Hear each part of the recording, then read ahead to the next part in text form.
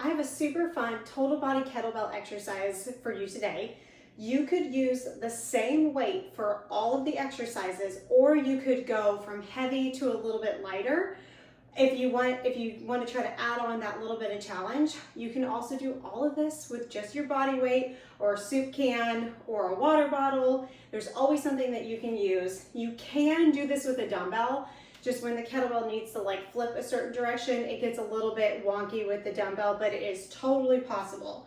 All right, so we're gonna start with kettlebell swings. So I would suggest getting your heaviest kettlebell that you have or dumbbell. Come into a squat position, pretty wide feet here. And you want that kettlebell to be pretty far out in front of you with your hips dropped nice and low. That's how you know you're kind of lining yourself properly here for this kettlebell swing. So the motion here is you're gonna pick up the kettlebell. I'm gonna show you it without the kettlebell first.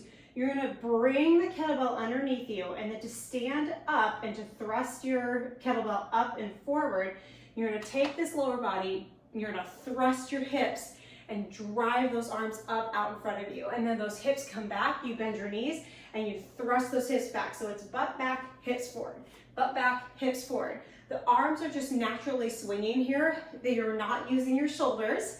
Everything is power through the legs and the core and the back, okay? So set yourself up. We're gonna do 10 to 15 of these today. So we're gonna bring that kettlebell underneath you and then thrust those hips forward. Hips back, forward, butt back, hips forward. Keep it back nice and straight, okay? The knees are slightly bending here. You're not going down into a full squat. You're hinging at the hips. Focus on that breath. Draw that belly button up and in. There's a lot of power here coming from the core too. For 5, 4, 3, 2, last one. Okay, now we're going into a goblet squat. So almost the same position with the feet, maybe a little bit narrower. You want to keep that chest high. Your goal here is to get your hips to drop lower than your knees, unlike a normal squat where you go to about the same level. Okay, so you should be able to drop those hips as low or if not lower than your knees. So your elbows kind of touch the top of those thighs and then press back up, squeezing at the very top. So we go down and up, down and up. You're still drawing that belly button nice and tight. Breathing. Somewhere between 10 to 15 of them. Let's do 4, 3, and 2. Last one. All right, put that weight down right in the center of you. If you want a really good challenge, keep your weight heavy on this next exercise.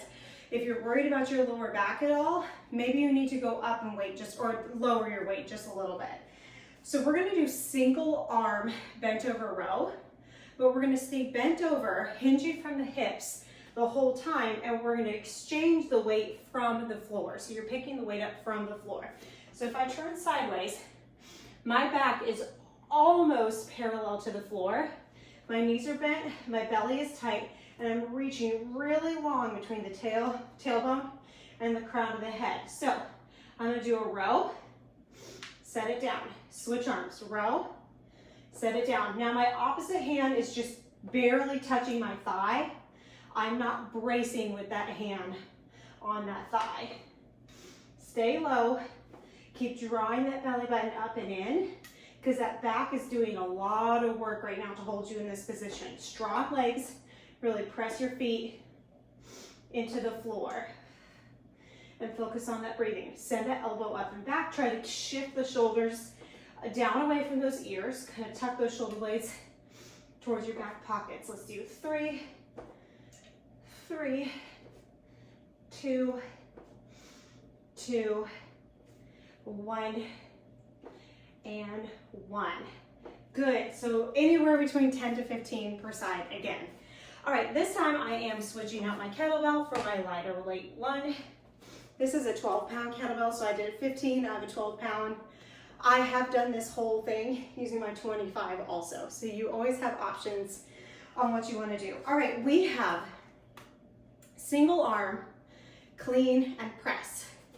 So the legs are almost in the same position. You might be a little bit narrower and your toes aren't as turned out as they are in the goblet squat, okay? So we're gonna start with just the right arm. The left arm is gonna come up behind you like this. I'm gonna turn sideways so you can see me here. Up and behind me like this. I'm gonna reach down for this kettlebell. Now, as I stand up out of the squat, I'm doing that kind of row position with my arm again. And as I stand up, I'll end right here. And this row position makes it so the kettlebell just lands nicely on the back of my arm and it doesn't flip around and bang on my forearm. And then we're gonna press overhead like that, okay? So you can do this without a kettlebell. You can use a dumbbell and do the whole thing and then you don't have to worry about it banging your arm. But I just love a kettlebell. So we're not gonna switch arms, we're gonna stay on the same arm. So left arm goes up, you drive through the legs, find that row to a shoulder, press, control it back down. Row, shoulder press, control back down.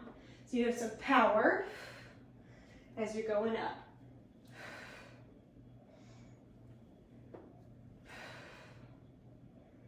We're gonna do 5 more, so we're gonna do 10. 4, slow down. 3, 2, last one, 1. Slow all the way down. All right, switch those arms. So take that right arm back behind you, grab on with the left arm, find that row, drive through the ground, overhead press, zipping up and in, control down, up and down, up, control down, row it, shoulder press. Find that easy flip so it doesn't run into your forearm heavy. For 4. And the heavier the weight is, 3, that's why this arm starts to become important because it helps get that drive. 2. So sometimes if it's not too heavy, you might be like, why am I using this arm? That's why you use the arm. Okay, we're going down to the floor. So set your weight down. I'm gonna grab 2 10-pound kettlebells now. If you don't have a set of kettlebells like this, you can stick with the heavier one and do one arm at a time instead of both arms at the same time. You always have that option. I'm gonna show you both arms at the same time. So carefully come down to the floor. You're gonna come down onto your back. Hair out of the way. All right, grab onto those kettlebells or dumbbells. You can stay with your feet flat right here, or you can come into tabletop position, or you can extend those legs out long, which is what I'm gonna do, and we're gonna do chest press.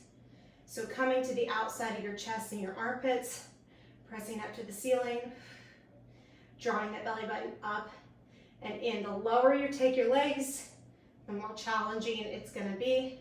You should not be feeling this in your lower back. If you do, try to bring your legs higher or just go back to that tabletop position until you can get that core involved the correct way, because that means your abs are not wanting to take over. 3, slow, 2, last one. Good, set those guys off to the side. We're gonna stay in the same position. You're gonna bring your hands underneath your bottom. Roll those shoulders down, away from those ears. Take those legs up to the ceiling. We're gonna lower and lift the legs and then do a little hip lift at the very end. When you do that hip lift, like that, you wanna try and keep your feet going straight up to the ceiling, not swinging over your face and behind you. So you're gonna lower, lift, little hip, little lift, lower, lift, little hip lift. Exhale.